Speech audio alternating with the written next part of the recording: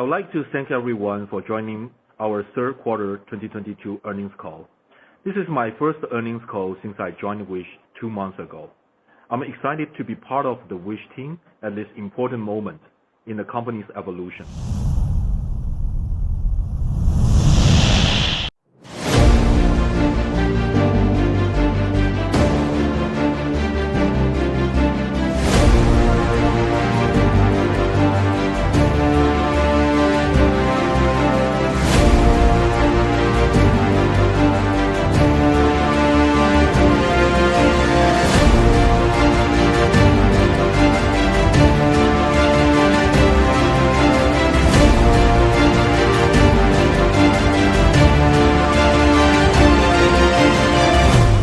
I see tremendous growth opportunities for the company as one of the world's largest mobile e-commerce platforms. Wish's vision is to unlock the vast potential of e-commerce for the underserved, value-oriented consumers around the globe. I believe that Wish is uniquely positioned to capitalize on the growth where cross-border e-commerce and the emerging trends in social commerce intersect. Today, I will start by highlighting some of the major accomplishments by the team, my observations on how the macro environment conditions are affecting Wish, then share our Q3 financial highlights, followed by updates on the foundational pillars of the business. Vivian will then comment on our operational efficiencies, provide a deeper dive into our third quarter financial results, and share the fourth quarter guidance. Lastly, I will provide additional closing remarks before opening up the call to your questions. Stepping into the interim CEO role 2 months ago, I was immediately impressed by how much the Wish team has done in strengthening the foundation of Wish over the course of 1 year.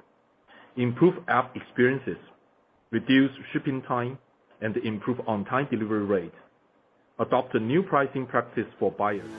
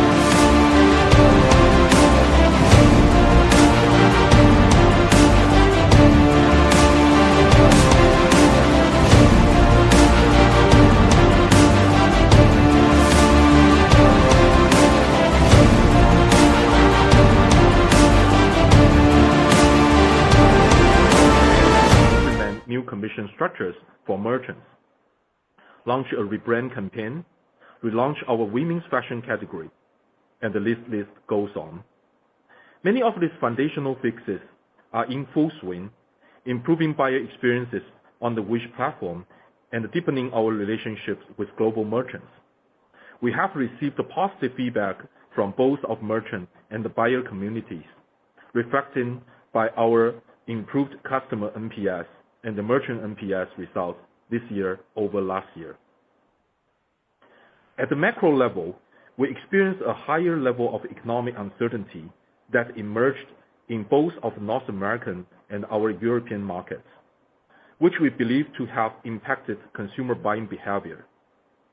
Our value-oriented consumers, particularly in Europe, have been impacted by the dramatic rise in energy costs, which translates to a slowing of discretionary spending across the region. We expect this uncertainty to continue, potentially impacting our buyers' behaviors in the upcoming holiday season and even into 2023.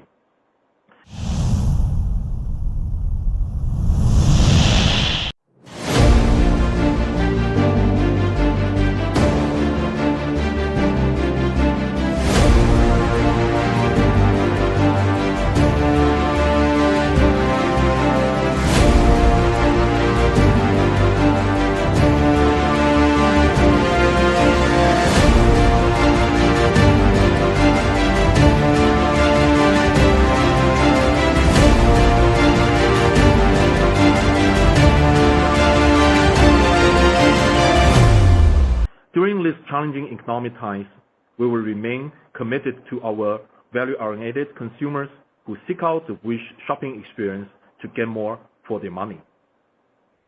At this time, I will share some high-level financial highlights for the third quarter. Total revenues were $125 million, down 66% from the third quarter of 2021, mostly driven by lower ad spend and our new pricing practice, which was fully effective in Q3. However, I'm glad to know that our order volume grew from Q2 to Q3, the first sequential quarterly growth since Q1 2021. Our adjusted EBITDA in Q3 was a loss of $95 million, which was favorable compared to our previous guidance of a loss of $110 million to $130 million. Our balance sheet remains healthy with a balance of $837 million of cash equivalents, and marketable securities, and no short-term or long-term debt. I will now quickly highlight some of the progress we have made on two of our foundational pillars: improving the consumer experience and deepening merchant relationships. Over the past 12 months, we have made tremendous investment to upgrade the mobile app, improve listing quality, reduce delivery time, and enhance customer services, and better address our buyers' pain points. Those improvements were first reflected in customer NPS results. As previously shared, we have seen customer NPS improve compared to last year. Next, we have seen significant improvements in refund and order cancellation rates. Our monthly customer refund rate have fallen 34% from January to September of this year, and the customer order cancellations dropped to 68% within the same time period as well.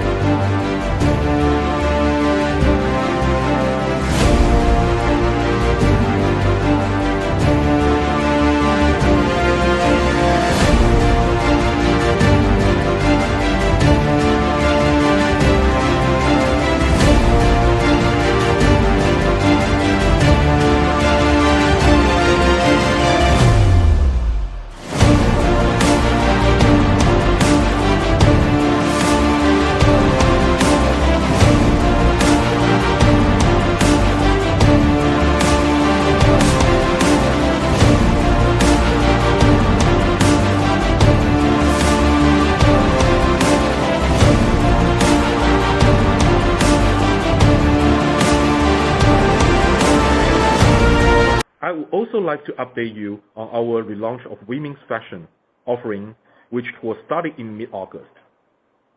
The new experience is now available across both the Android and iOS platforms.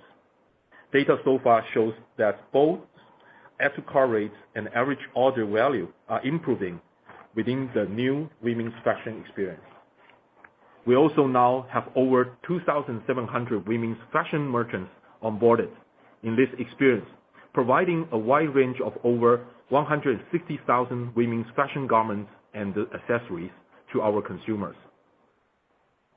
As we continue on our path to improve the customer experience, we will focus on the areas that enhance the ease of use, interactivity, and the entertainment value of the platform. One example is our new logout experience. Under this new design, consumers on iOS, Android, mobile, and the desktop web will no longer be required to download and install the app and to create a new account in order to browse the products available on Wish. We have made great strides in deepening and enhancing our merchant relationships. Throughout the year, the Wish Standards program continued to improve the quality of merchants and the listing on Wish. We also enhanced the transparencies in our pricing practice with both our buyers and the merchants globally. Additionally, we began implementing a new commission structure in Q2 to align with the industry practice and bring greater clarity and more competitive commission rates to our merchants. We roll out the new rate cards for European markets in Q2 and successfully complete the global launch by deploying to the rest of the world, including US, in Q3. We now also offer our merchants more tools to merchandise their products on Wish. We already have banners, collections, and storefronts, but we'll be adding in certain markets as dedicated deals hub where merchants can showcase their products even more. During the month of November, we will be running Every Day is Black Friday campaign, where we will have daily deals and weekly flash sales for our popular categories, such as electronics, accessories, home, toys, gifts, and fashion. For the month of December, we will continue to run daily and weekly holiday sales. We intend to partner closely with our merchants in providing great value and satisfying holiday shopping experiences to Wish customers. At this time, I would like to turn the discussion over to our CFO and COO, Vivian Liu, to discuss our operations as well as our third quarter financial results in more detail. Thank you, Joe. First, to comment on the third pillar of achieving operational excellence. We believe that a competitive logistics offering is a critical differentiator to our global merchants. Therefore, we are committed to improving our logistics operations in terms of time to door and on-time delivery rate. During the third quarter, we overcame multiple COVID-related lockdowns in China. The average time to door in 5 of our major markets has improved by 5 days since the beginning of the year. Our on-time delivery rate was around 92% in the third quarter, an improvement from approximately 80% during the third quarter of last year. We're also taking steps to expand our merchant base outside of China. In Q3, we officially launched our merchant operations in Vietnam with a highly capable and driven team on the ground.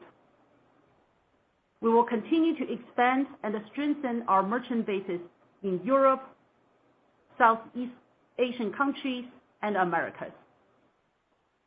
Over time, we expect this initiative to enhance our product variety in categories important to Wish and reduce our reliance on any particular country for merchandise supplies. Now, I would like to discuss the financial results for the third quarter of 2022. I will also be providing adjusted EBITDA guidance for the fourth quarter. In Q3, we had 24 million monthly active users, MAUs, and 16 million last 12-month active buyers, which was a decline of 60% and 65% respectively year-over-year. This decline was mainly driven by the cumulative reduction in marketing spend over the past year. Our total marketing spend during the past 4 quarters, Q4 2021 through Q3 2022, was approximately 85% lower compared to the marketing spend of the 4 quarters prior. Marketing spend was the most important driver of our top line performance from a year-over-year standpoint. We noticed that the decline in MAUs has started to stabilize. Further, Q3 was the first quarter since Q1 2021 where our MAUs increased quarter-over-quarter.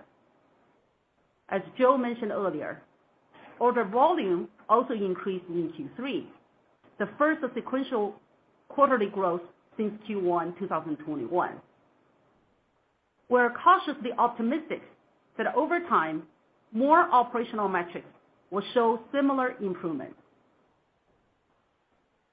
Total revenues in Q3 were $125 million, a decline of 66% year-over-year. The decline was across core marketplace, product boost, and logistics. The revenue performance was attributable to lower marketing spend, as mentioned above, and the new pricing practice implemented throughout Q1 and Q2 this year. As communicated during the previous earnings calls, we expected those pricing changes to drive a better customer engagement and a pricing transparency with our merchants. But for the near term, they create downward pressure on both revenues and profits. Q3 was the first quarter where the new pricing practice was fully effective at a global scale.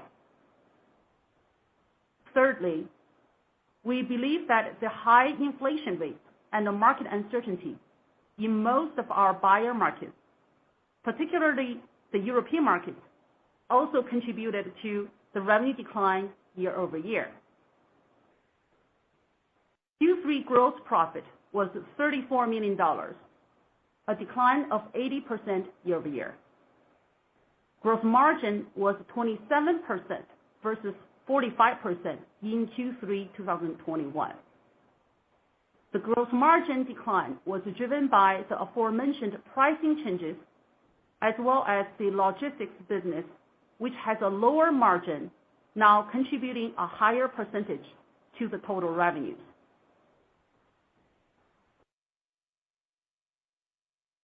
Total operating expenses were $162 million in Q3 2022, a reduction of 30% year over year from the $230 million in Q3 2021. Net loss was $124 million, compared to a net loss of $64 million in the third quarter of 2021. Our Q3 adjusted EBITDA was a loss of $95 million, compared to an EBITDA loss of $30 million from Q3 2021. The EBITDA performance year over year was mainly driven by the movements in the revenues and the gross profit described earlier. However, the Q3 2022 EBITDA result does compare favorably to our guided loss of $110 million to $130 million. The more favorable EBITDA outcome versus our guidance was due to lower than expected marketing and outside services spend, as well as higher than expected gross profit. Our Q3 free cash flow was negative $100 million, a significant improvement from a negative free cash flow of $344 million in Q3 2021. We ended Q3 with $837 million in cash equivalents, and marketable securities with no debt. Now turning to our outlook. We expect adjusted EBITDA to be a loss in the range of $90 million to $110 million for Q4 2022.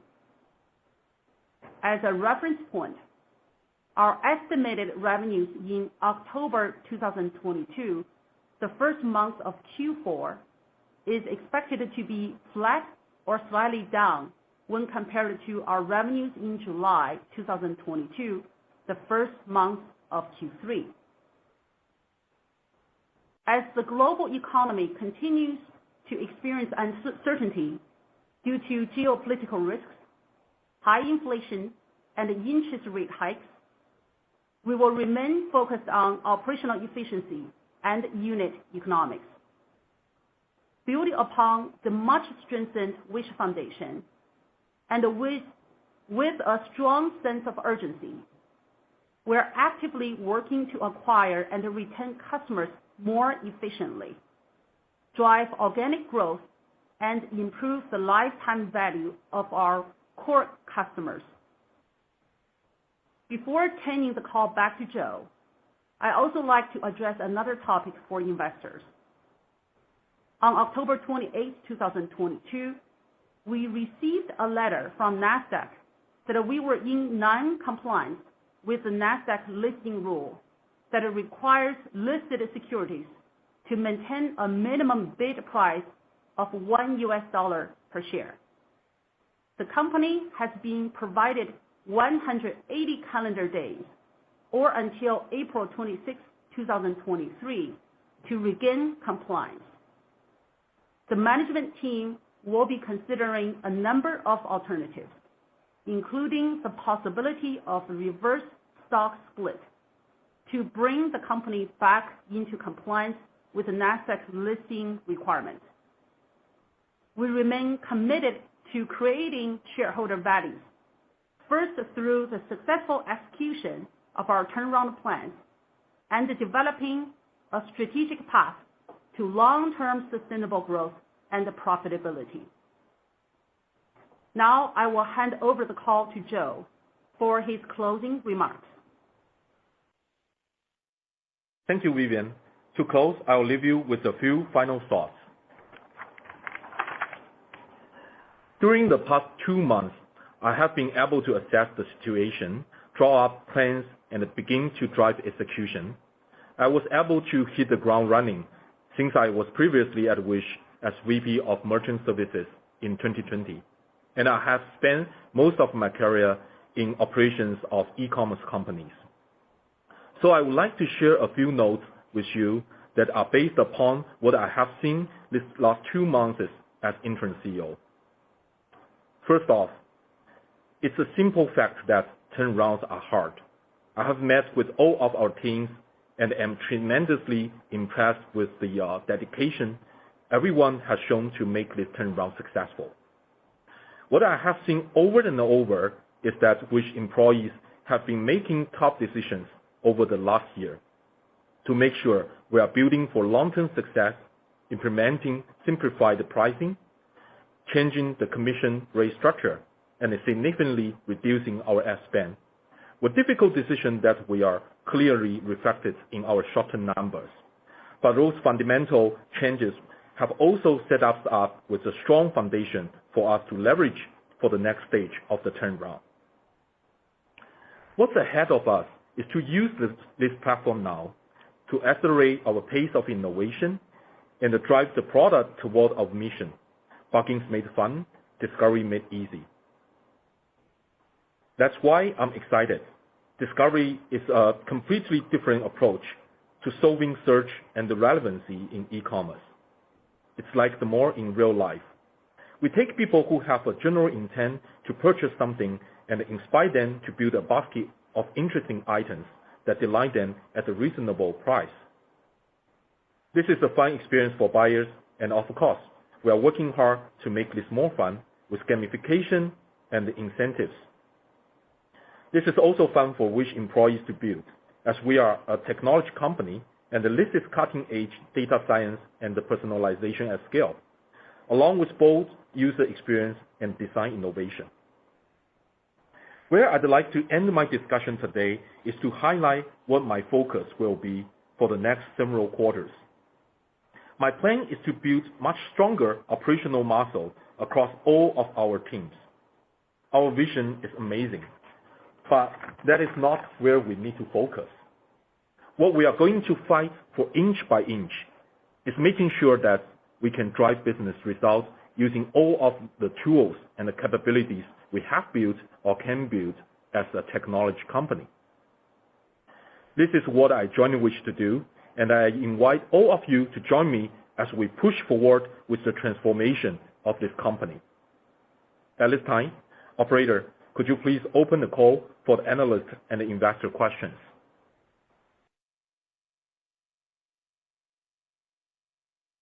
As a reminder, to ask a question, you will need to press star 11 on your telephone. Please stand by while we compile a Q&A roster.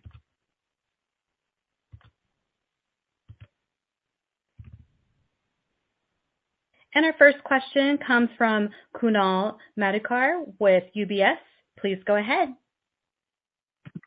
Hi, thank you for taking the question. A couple, if I could.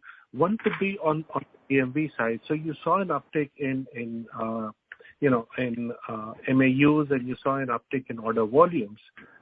Get that the commission rate is maybe lower now, But what was the GMV trend on a Q-over-Q basis? If you could get a sense of that. And the second thing is, you spent $80 million in marketing, and you generated $40 million of core marketplace revenue. That's 2x the revenue. So can you help us understand, where that marketing spend went? How much of that was, brand and rebrand building versus, performance marketing, in order to help us understand what's happening with the marketing spend? Thank you. This is Vivian Liu. Thank you very much for the question. So first on the GMV, we don't share a lot of details at the GMV at this time, but what I would concur on your comments is that the GMV was impacted by the pricing change that we implemented the first half of the 2022, which was fully effective for Q3. So when we, as previously shared, when we change our pricing practice, which is mostly to simplify and to be more in compliance or consistent with the market practice, that was expected to drive downward pressure on the revenue and the GMV as well. So GMV certainly was impacted by that. And but going forward, this will be it's already implemented, since Q3, and going forward, this will be a constant factor in our GMV performance and the revenue performance. Your second question is about the marketing spend. Again, it's a detail, how much we spend on performance marketing versus the rebranding. That's a detail level we don't disclose. But it is true that the total marketing spend that you see in the financials includes both. We started our rebrand campaign Q3, and it will actually continue throughout Q4. Obviously, it's very hard to quantify how much GMV is driven by the rebrand marketing. Usually there's a delay, effect of the rebranding marketing. But we do believe that it's the right thing to do and, convey the new image of the Wish and, drive the brand awareness and, customer acquisition, all that. Having said all that, I do agree that we have done a lot to improve the efficiency of ad spend overall. And we will continue to do so, right? And it's a very high focus for us to make sure that wherever we spend the ad dollar, whether it's digital or non-digital spend, we make sure we have we spend on the areas that provide a higher return for the dollars. So we will continue to focus on marketing efficiency, for the foreseeable future. Thank you. Thank you. One moment for our next question. And our next question comes from Laura Champagne with Loop Capital. Your line is open. Thanks for taking my question. I'm a little confused at the spread between marketplace revenues and logistics revenues. I did not expect the logistics revenues to outpace marketplace. What's driving that dynamic, and how, with that in mind, the comments where I think that GMV in October was flat or slightly down versus July. Is that true? Or are you talking about overall revenues? Yeah, so thank you for the question. First on the logistics versus the core marketplace. So there are, drivers that can be impacted both, such as volume, right? And I think as Joe mentioned, I mentioned as well, Q3 to Q2, we actually experienced a increase in order volume. So that's a tailwind for both core marketplace revenue and the logistics revenue.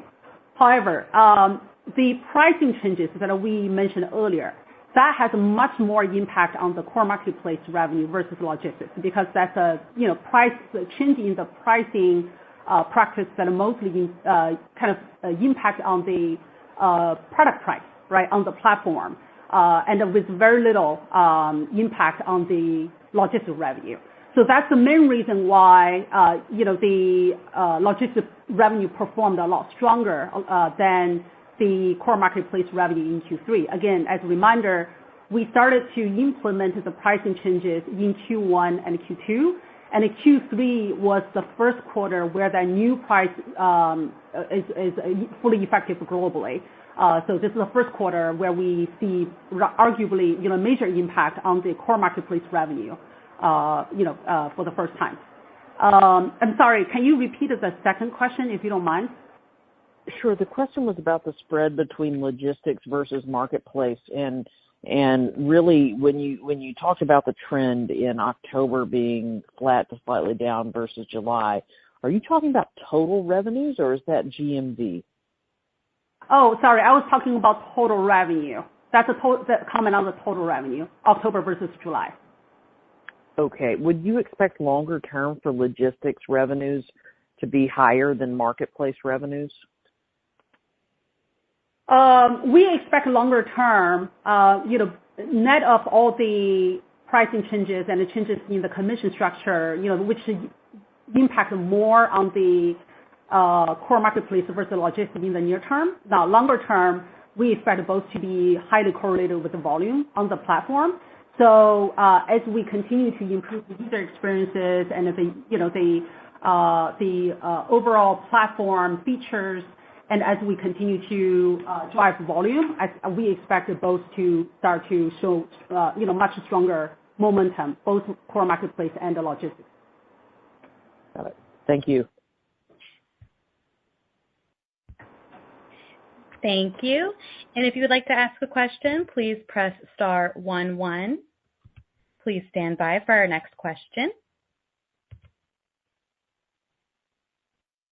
And our next question comes from Michael McGovern with Bank of America. Your line is open. Hi, this is Stephen McDermott from Michael McGovern. I was just wondering, on the last call you mentioned about aggressive recruitment. Kind of 3 months later, the macro has only deteriorated further. So how should we think about, managing G&A and costs in the last quarter and going into 2023? Thank you. Thank you for the question. So we have been working very hard on managing our G&A and marketing, just general OpEx. And I think if you recall, at the beginning of the year, we not only reduced our marketing spend pretty aggressively, we also announced the limited restructuring on the workforce, and we reduced our headcount by 18%. So, and I think a lot of people hear the news in the marketing, in the past few days, and as a company, we were actually ahead of the curve. And over the year, we have managed our employee expenses pretty efficiently and effectively, and that stays pretty low.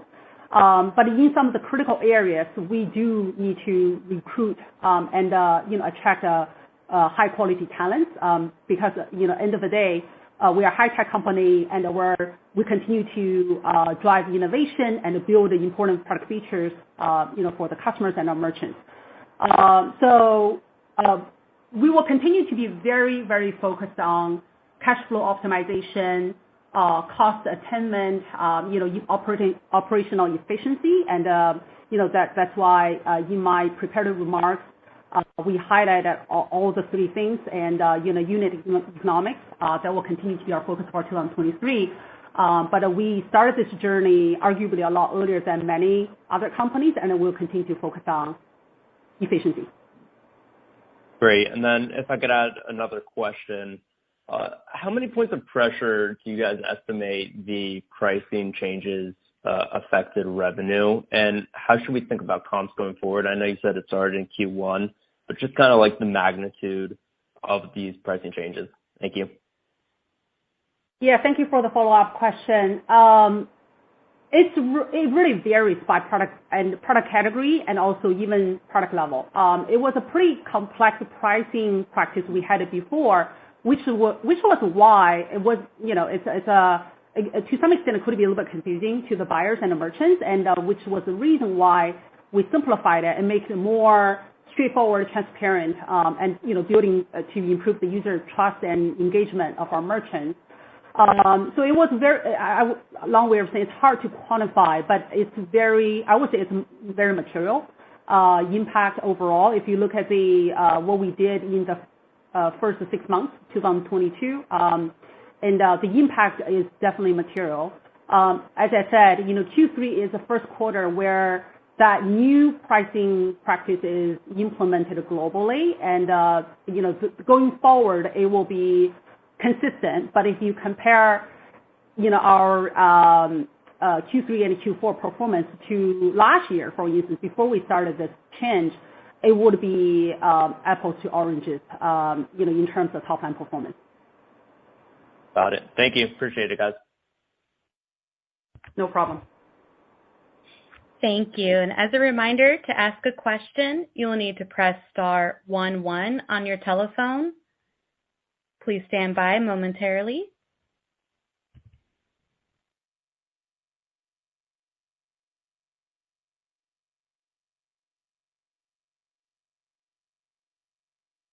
All right, this concludes the question and answer portion of today's call. At this time, I would like to turn the conference over to Wish's CEO, Joe Yan, for closing remarks. Thanks everyone for joining our earnings conference call, and we look forward to talking to you throughout the quarter. Ladies and gentlemen, this does conclude today's conference call. You may all disconnect and have a wonderful day. Ready to build your wealth with penny stocks? Then get my new book, TenBagger Blueprint. It gives you a proven system for finding stocks which have potential to increase 10x and even 100x. It's the proven system that I've used over the last 25 years to help create over $1 trillion in shareholder wealth by introducing investors just like you to countless stocks that have increased 10x, 20x, 50x, and even 100x. Get the book, TenBagger Blueprint. It's on Amazon, only $15. It's going to change your life.